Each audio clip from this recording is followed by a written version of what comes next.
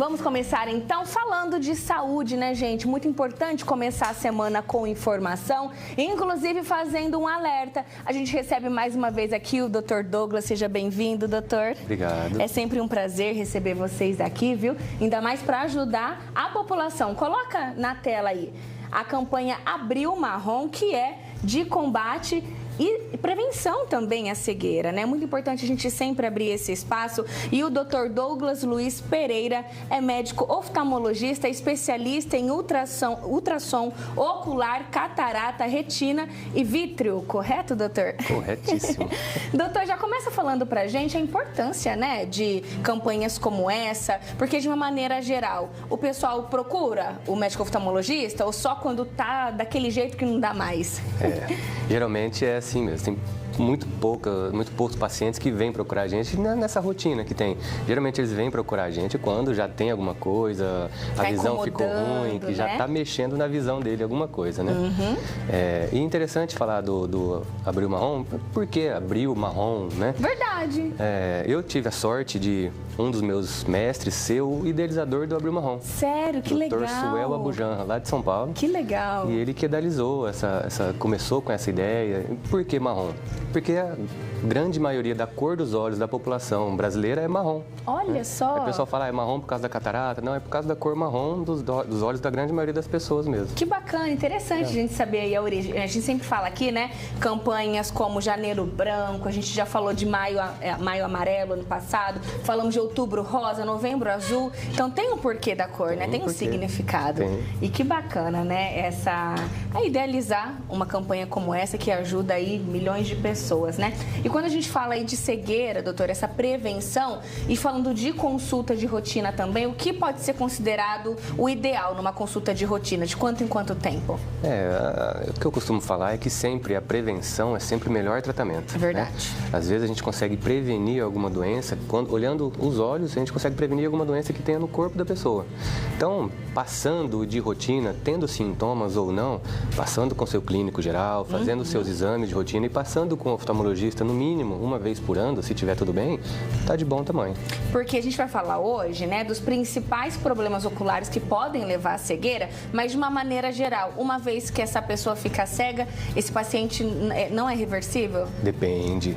Olha. Existe a principal causa de cegueira reversível é a catarata. Então, a pessoa tem vários graus, vários níveis de catarata, dependendo do tempo que ela já está evoluindo dentro dos olhos. E aí, depois da cirurgia, em grande parte, se for só a catarata o problema da pessoa, é reversível. Agora, existem outras causas de cegueira irreversível, que é, por exemplo, glaucoma e algumas outras alterações dos olhos. Que, inclusive, a primeira é a catarata. Lá.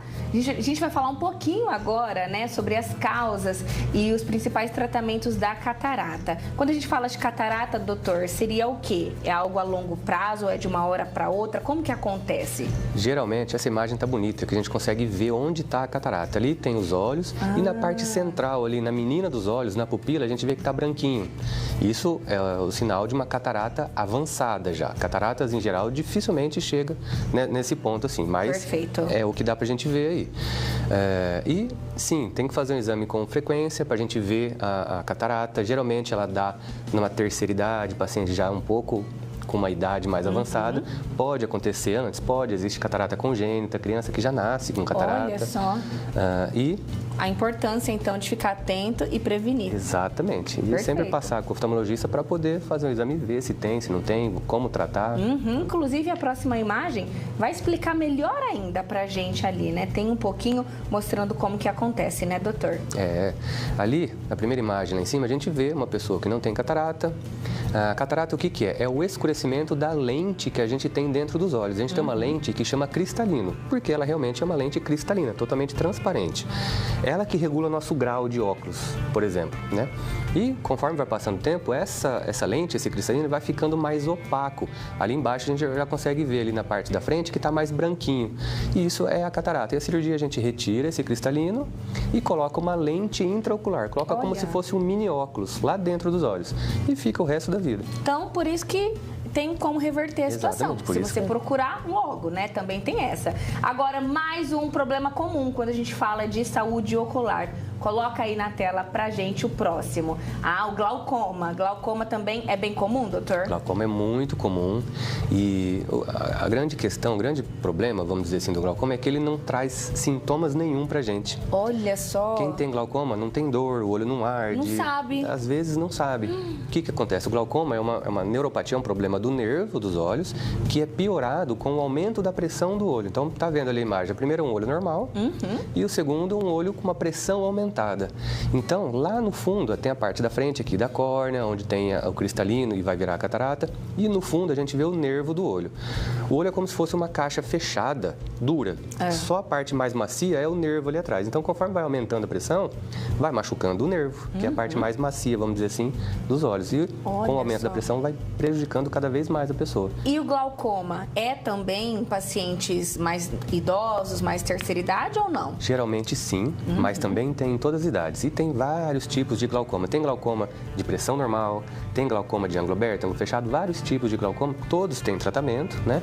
Mas a grande parte é assim, já numa idade mais avançada. Entendi, tá vendo? Por isso que é importante a gente abrir esse espaço, falar da campanha Abril Marrom, pra puxar a sua orelha. Quando foi a última vez que você foi visitar um médico oftalmologista na consulta de rotina? Muitas vezes você nem vai ter sintoma, nem vai sentir, né, doutor? Então é importante investigar, averiguar, ver se tá tudo certo aí pra desencargo de consciência, né? Nosso bate-papo tá só começando, solta aqui nosso WhatsApp. Segundou, WhatsApp na tela, aproveita o intervalo, participe aqui, como tá a sua saúde. Tem alguma pergunta também, o Dr. Douglas tá aqui pra te ajudar, tá bom? Daqui a pouquinho a gente volta, hein? Rapidinho, primeira pausa do dia. Daqui a pouquinho tem muito mais saúde pra você.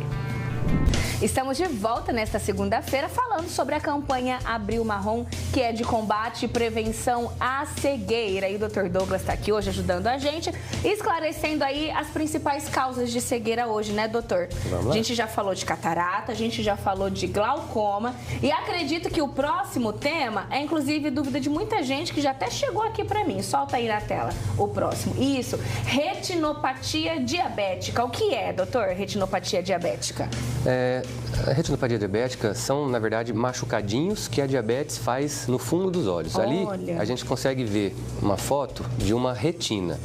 A gente vê o nervo, vê os vasos sanguíneos e vê a parte central da visão. O que está alterado ali? Aquelas manchinhas amarelinhas, aquelas microhemorragias, aquelas manchinhas vermelhas que aparecem ali.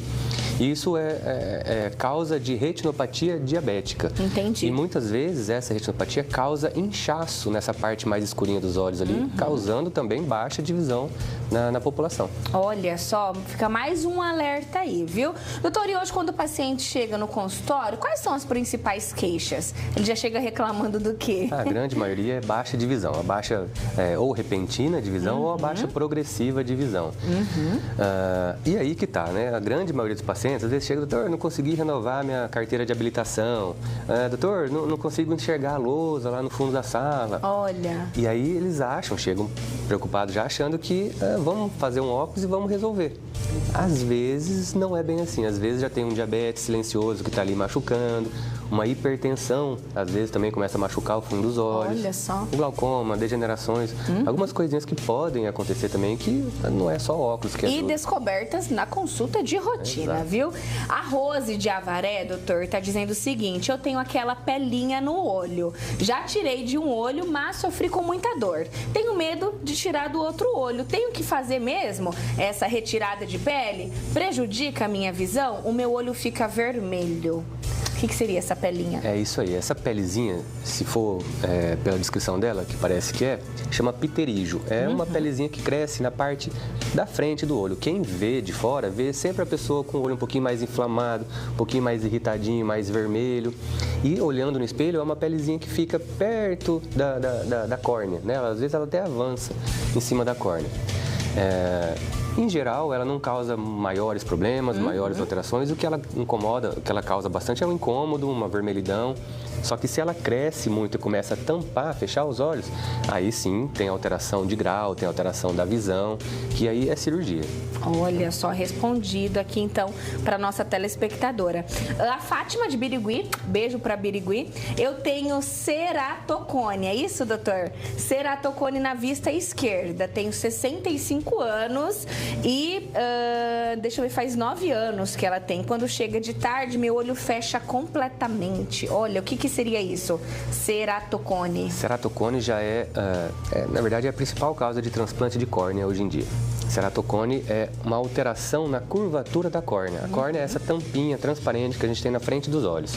Então, geralmente, ela é redondinha e quem tem ceratocone, ela fica mais pontudinha.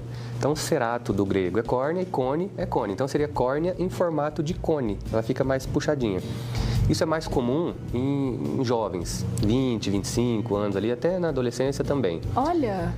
Pode acontecer numa idade mais avançada, tudo. E aí tem que ter um acompanhamento com o oftalmologista para saber se está aumentando, se está avançando ou não, para saber se opera, se não opera. Antes de operar, tem alguns tratamentos também que a gente faz que estabiliza, às vezes não precisa chegar na cirurgia, né? Perfeito. Tem que ter um acompanhamento.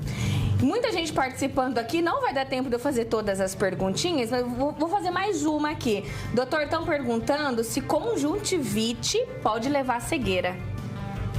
Eita, conjuntivite?